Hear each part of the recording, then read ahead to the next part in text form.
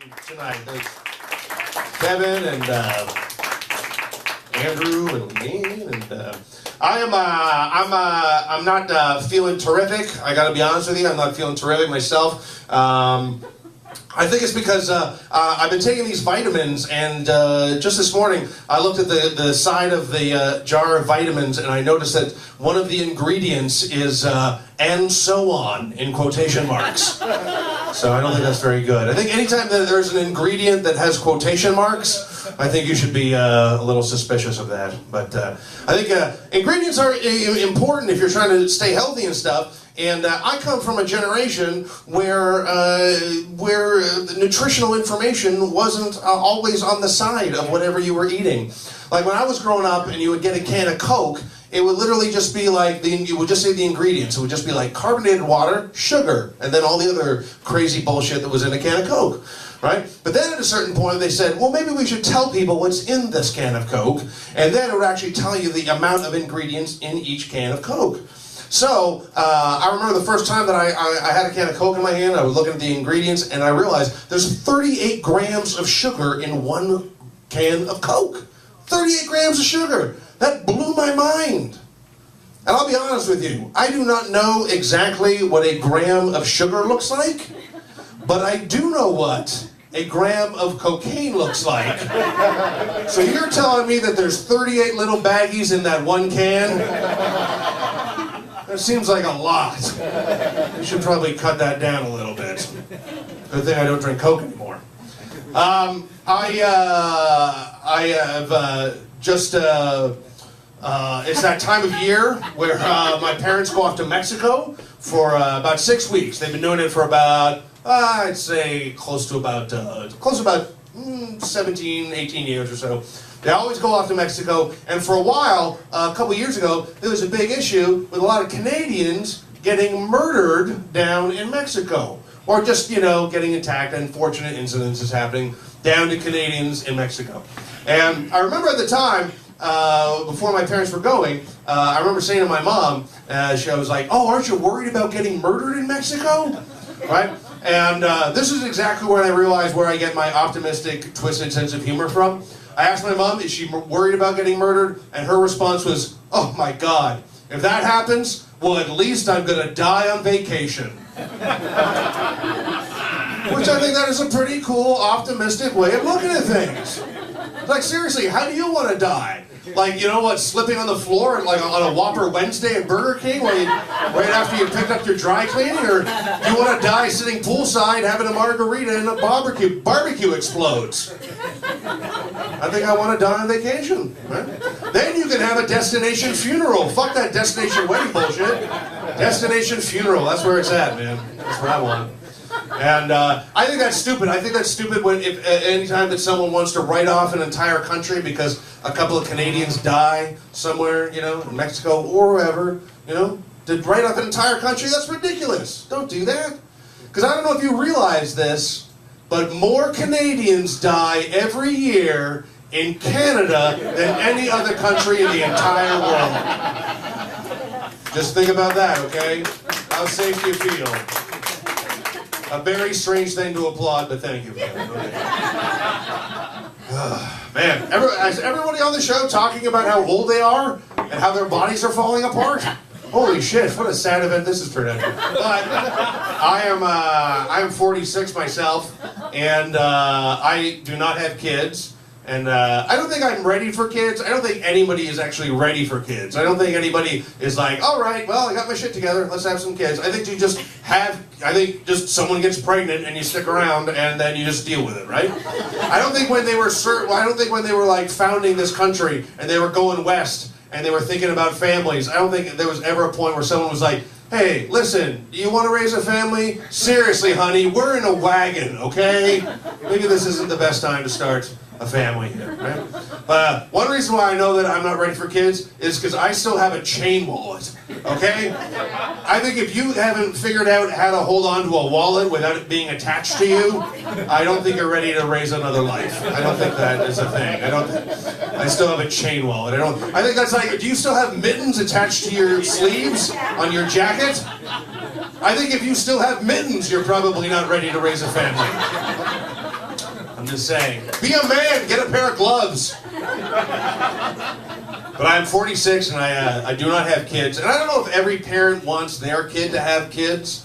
But let me tell you, it is very cringeworthy when your parents start asking you questions like, so, how are your cats doing? Fuck.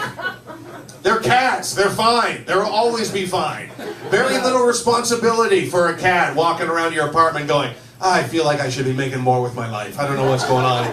You know, sometimes I feel like, saying in the conversation, oh, the cats. Well, Tim, he's the shy one. He's not doing so well in school. I think we're going to have a talk with one of his teachers. And, oh, Eric, he's just a bundle of energy. I hope he's going to get on his hockey team, some shit like that.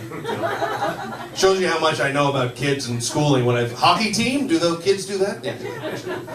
And then when your parents start having to rely on asking you about inanimate objects that you have, that's always fun too. So, how's the vacuum doing? Yeah, it still sucks, Dad. Yeah, the vacuum. And the car's running fine. Yes, the car's running fine. Yes. And the computer's doing well too. Okay, yes. Oh, that computer, it grows up so fast, doesn't it, Dad? Yes, it does. I'm getting to the point where I just sort of get out of the shower these days and just look at myself and go, this is going to have to do. All right. I'm going to have to work on my personality more. I have to get more anecdotes. More funny shit to talk about. But I try to stay in shape. I try to go to the gym.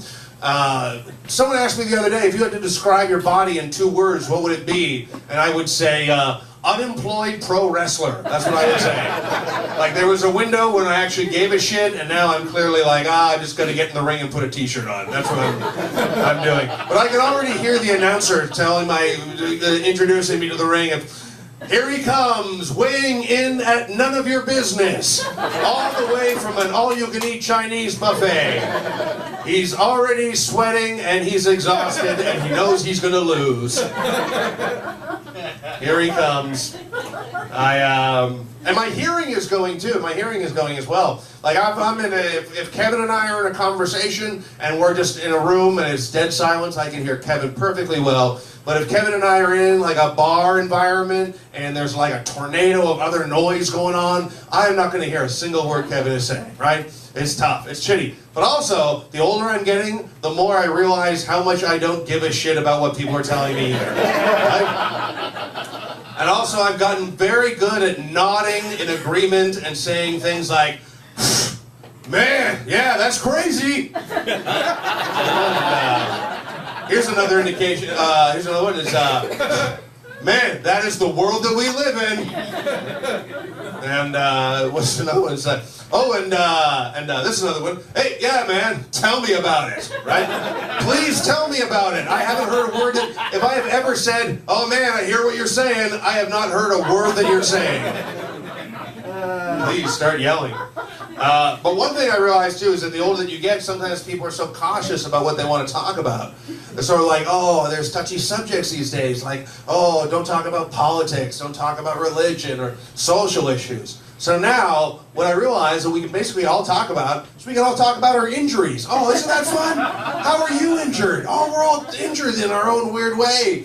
Because that's a pretty normal thing. No weird shit is going to come up when you talk about your injuries, if someone says, oh, your lower back hurts, that's too bad. My lower back hurts too. I was trying to help a friend move a couch the other day, and my lower back hurts now. Oh, how does your lower back hurt? Oh, my lower back? Yeah, it's all because of the liberal Jew-run media. Well, I don't know if that's a thing. I think you should just lift with your legs. I think that's probably, I don't know about the liberal Jew-run media, but man, are you guys all happy that the legalization of the marijuana has happened? Are you guys happy about that? I don't care. I don't care either. I really don't. Because you know what? For the last 20 years, I basically have been acting like marijuana's legal already. Then sort of like, yeah, this is legal, right? I'm not hurting anyone. No one's around. Yeah, it's legal already. One drawback of the legalization of the marijuana is the uncomfortable breakup you have to do with your weed dealer. Oh man, That is awkward, right? You know, I hate to, it was like one of those moments where you say, I don't want to burst your bubble on the, basically the root of our relationship, but now they have stores you can go to, and you can just walk in, buy your weed, and leave. It's a good system now. I don't have to go over to your place, hang out for 45 minutes, because you're convinced that the cops are watching your place from a van across the street. I don't have to do that anymore. It's a wonderful thing, right? And but it is awkward to break up with your weed dealer. Not as awkward as being on an adult movie set when it's take your kid to work day. Not that sort of awkward, but I like how the laughs are sort of like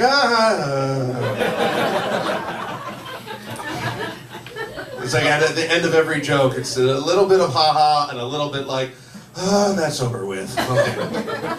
But I'll have to admit, marijuana has come a long way in some respects, and I've done a lot of marijuana benefit shows over the years.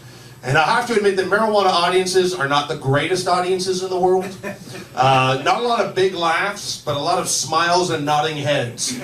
Just a lot of like, yeah, I have noticed that. Yeah, right, I get it.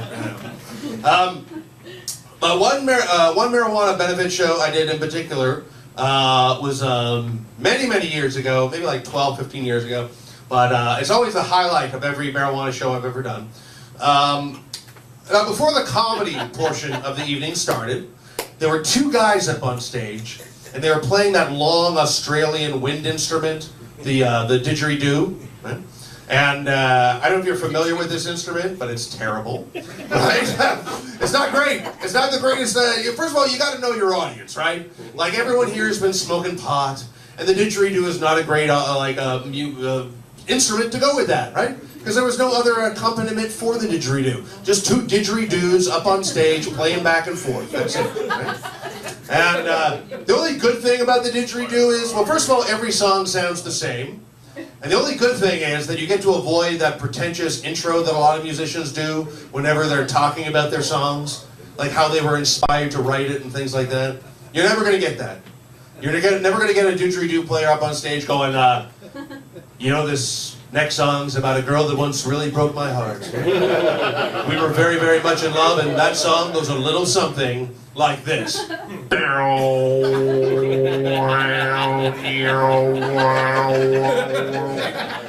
the fuck is that?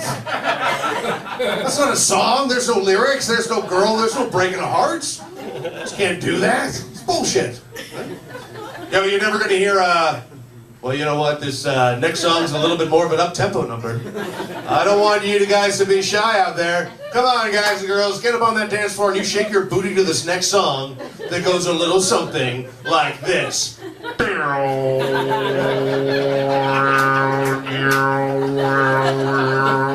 the fuck is that? You gotta know your audience. Come on, right? Everybody's high. You know, this is the didgeridoo is the sort of music that you lose your balance to, okay? Seriously. Right? Gotta know your crowd, right? You don't play, you don't play Christmas carols at a strip club, and you don't play the didgeridoo at a medical marijuana benefit. You just know your audience. That's what I'm talking about. You know, and like I said, you know, it's a crazy world that we live in. Sometimes you don't know what to talk about with other people. But do you think there's certain things that everyone can agree on? You know, like the destruction of our environment. And I don't know what your opinion is on the environment and what we should do, but I think my opinion is expressed pretty clearly in this next song that goes a little something like this. I can go all night. Thank you very much, everybody.